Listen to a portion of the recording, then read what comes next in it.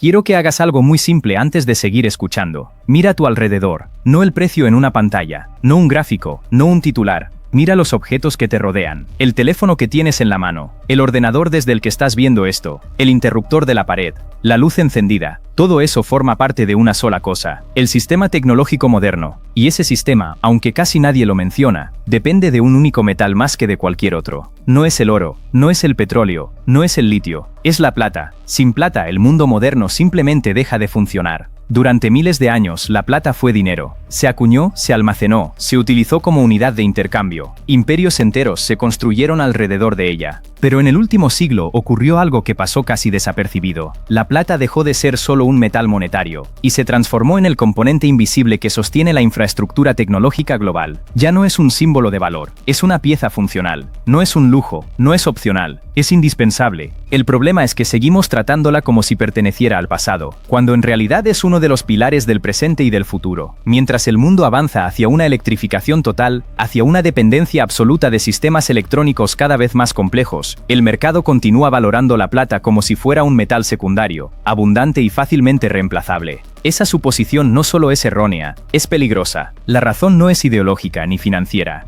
es física. En la tabla periódica existen más de 100 elementos conocidos, pero solo uno ocupa el primer puesto absoluto en conductividad eléctrica: la plata. No es una ventaja marginal. La plata conduce electricidad mejor que el cobre, mejor que el oro, mejor que cualquier otro metal estable a temperatura ambiente. Eso no es una opinión, es una ley natural. Los electrones se desplazan con menos resistencia a través de la plata que a través de cualquier otro material disponible para la industria. Y en un mundo que está sustituyendo procesos mecánicos por procesos eléctricos, esa propiedad lo cambia todo. Cada botón que se pulsa, cada señal que se transmite, cada dato que viaja, depende del movimiento eficiente de electrones. Cuando hay resistencia, aparece el calor, y el calor destruye componentes. En la electrónica moderna, donde todo es más pequeño, más rápido y más denso, el margen de error es mínimo, o funciona al máximo rendimiento, o falla. Por eso la plata no ha sido reemplazada. No por tradición, sino porque no existe un sustituto que mantenga el mismo nivel de desempeño. El cobre es más barato, pero se oxida y pierde eficiencia. El aluminio es ligero, pero genera demasiada resistencia. El oro es excelente, pero su coste lo vuelve inviable para producción masiva. Siempre se vuelve al mismo punto. La plata es el equilibrio perfecto entre rendimiento y coste. Es el metal correcto para la función crítica. Esta realidad se vuelve todavía más evidente cuando se observa el sector energético. La plata no solo transporta electricidad,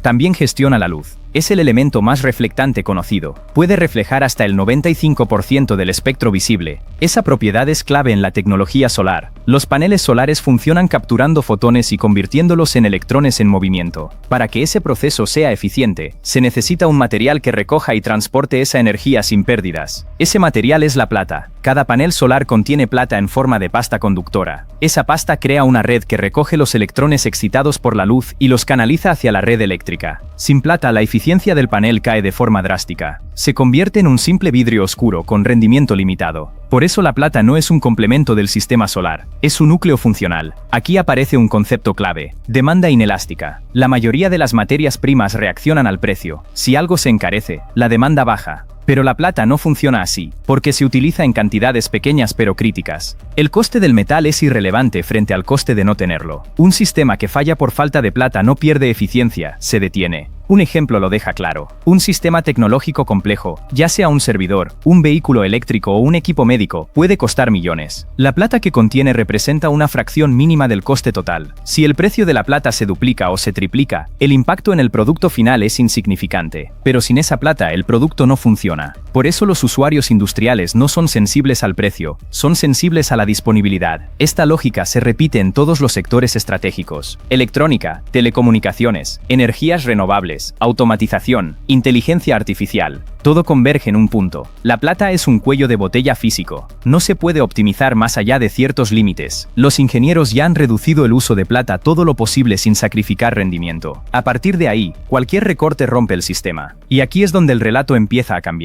Porque mientras la demanda está fijada por las leyes de la física, la oferta está limitada por la geología. La plata no se produce porque el mercado la quiera, se produce solo si la Tierra lo permite. Y la Tierra está empezando a decir no. Si entiendes esta primera parte, ya tienes algo que la mayoría del mercado no está viendo. La plata no es un activo financiero más, no es una apuesta, Es un componente estructural del mundo moderno. Y cuando un recurso es estructural, finito y consumido de forma irreversible, el precio deja de ser una cuestión de mercado y pasa a ser una cuestión de inevitabilidad. La parte que casi nadie quiere mirar de frente es la oferta. Porque una cosa es que un metal sea indispensable y otra muy distinta es que pueda producirse en la cantidad necesaria. Aquí es donde la historia se vuelve incómoda. La plata no solo es esencial para el mundo moderno, también es cada vez más difícil de conseguir, y no por una razón coyuntural, sino por una limitación estructural que lleva décadas gestándose en silencio. La mayoría de las personas asume que, si el precio de un metal sube, las minas simplemente producirán más. Esa lógica funciona en muchos sectores, pero en la plata es casi completamente falsa. La razón es simple, y al mismo tiempo inquietante. La mayor parte de la plata que consume el mundo no proviene de minas dedicadas exclusivamente a extraer plata. Aproximadamente el 70% de la producción mundial llega como subproducto de minas que buscan otro metal principal: cobre, plomo, zinc u oro.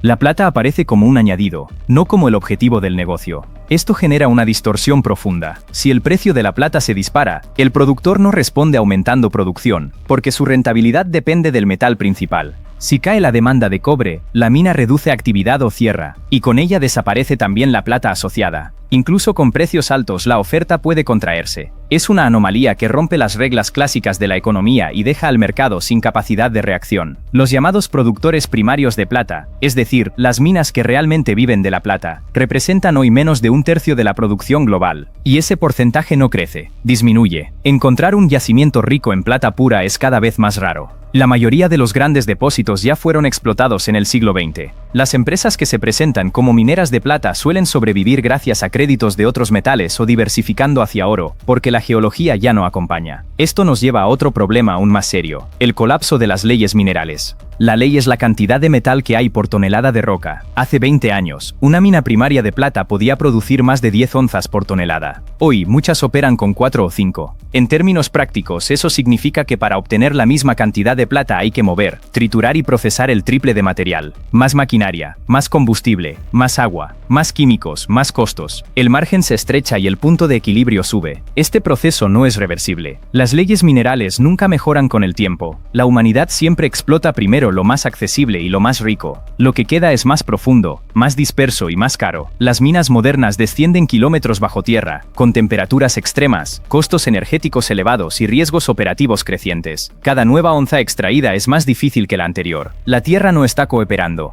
A esto se suma un factor que suele ignorarse: el tiempo. Incluso si mañana se descubriera un gran yacimiento, el proceso desde el hallazgo hasta la producción comercial suele llevar entre 10 y 15 años. Estudios, permisos, infraestructura, financiación, construcción. La plata que se consumirá en esta década ya está determinada por proyectos del pasado. No hay forma de acelerar la oferta a corto plazo. Y mientras la oferta se vuelve rígida, la demanda no solo crece, se vuelve estructural. La electrificación, la digitalización, la transición energética y la automatización no son modas. Son políticas de Estado, compromisos industriales y necesidades tecnológicas. La plata no se usa por lujo, se usa porque sin ella los sistemas no funcionan. Es una demanda técnica, no emocional, y por eso es extremadamente resistente al precio. Pero el verdadero punto de quiebre no está solo en la minería, está en lo que ocurre después del uso. A diferencia del oro, que se atesora y se recicla casi por completo, la plata se consume, se dispersa, se pierde. Durante el último siglo, la humanidad ha extraído decenas de miles de millones de onzas de plata, pero solo una pequeña fracción permanece identificable en forma de lingotes o monedas. La mayor parte fue absorbida por procesos industriales que la fragmentaron en cantidades microscópicas: electrónica, soldaduras, sensores, circuitos, dispositivos médicos, paneles solares. Cuando un teléfono se descarta, la plata que contiene no vuelve al mercado. Recuperarla cuesta más energía y dinero que su valor actual. Desde el punto de vista económico, está perdida. Este fenómeno convierte a la plata en algo único. Es un metal precioso que se comporta como un combustible. Una vez utilizado, desaparece del sistema económico. El oro se acumula, la plata se agota. Durante décadas el mercado ignoró esta diferencia porque los inventarios históricos actuaban como colchón. Hoy ese colchón está casi vacío. Los datos de inventarios visibles confirman esta tendencia. Las existencias disponibles en los grandes centros de custodia han caído de forma sostenida durante años. Lo que antes parecía abundancia hoy es un stock mínimo que apenas cubre semanas de consumo industrial. Cada retirada de metal reduce aún más la elasticidad del sistema. Este agotamiento no ocurre de manera caótica, ocurre de forma silenciosa. No hay titulares diarios, no hay alarma inmediata. Pero cuando la disponibilidad real se vuelve crítica, el ajuste no es gradual, es brusco. La historia de las materias primas muestra siempre el mismo patrón: largos periodos de estabilidad seguidos de repricing violentos cuando el mercado descubre que el suministro no responde. Aquí entra en juego la dimensión monetaria. Durante miles de años, la plata fue dinero, no por decreto, sino por sus propiedades físicas: durabilidad, divisibilidad, portabilidad, escasez. Fue desplazada no porque dejara de cumplir esas funciones, sino porque el sistema financiero necesitaba un activo más fácil de centralizar y controlar. El oro cumplía mejor ese papel. La plata quedó relegada. Sin embargo, la naturaleza del dinero no cambia. Lo que cambia es la confianza. Y cuando la confianza en el sistema fiduciario se erosiona, los activos que conservan valor intrínseco recuperan protagonismo. La plata tiene una ventaja única: es dinero histórico y recurso industrial crítico al mismo tiempo. Protege contra la inflación monetaria y contra la escasez física. Este doble rol crea una tensión explosiva. Cuando el precio es bajo, la industria consume sin pensar. Cuando el precio sube, la industria sigue comprando porque no tiene alternativa.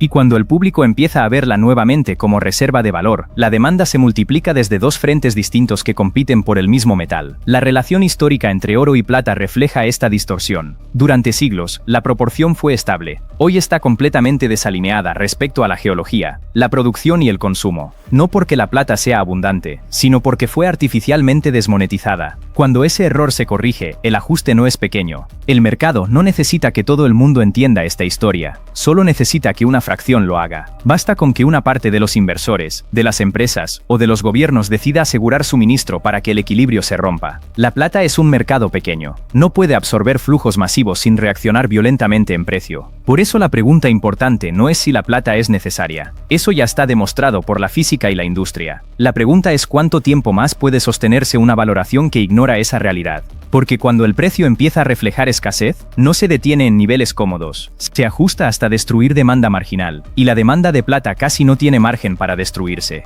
Cuando ese punto llega, el cambio no se anuncia, se descubre tarde, y quienes dependen del metal lo pagan. Quienes lo poseen, lo observan. No es una cuestión de especulación, es una cuestión de posicionamiento frente a una realidad material. La plata no es una apuesta, es una consecuencia lógica de la electrificación, de la digitalización, de la transición energética y del agotamiento geológico. El precio actual no refleja el mundo en el que vivimos, refleja el mundo que ya quedó atrás. Y aquí es donde todo converge. Un metal finito, indispensable, consumido, con oferta rígida, sin sustituto y con un pasado monetario que vuelve a cobrar sentido en un entorno de deuda estructural. No es una narrativa, es una suma de hechos. Cuando el mercado termina de conectar estos puntos, el ajuste ya está en marcha. No se negocia con la física, no se imprime metal y no se recupera lo que ya fue dispersado. La plata no necesita promoción, solo necesita tiempo para que la realidad alcance al precio. Si quieres entender estos movimientos antes de que aparezcan en los titulares, suscríbete y activa las notificaciones. Aquí no seguimos el ruido diario, seguimos la estructura real del sistema. Porque cuando el mercado despierta ya es tarde para reaccionar.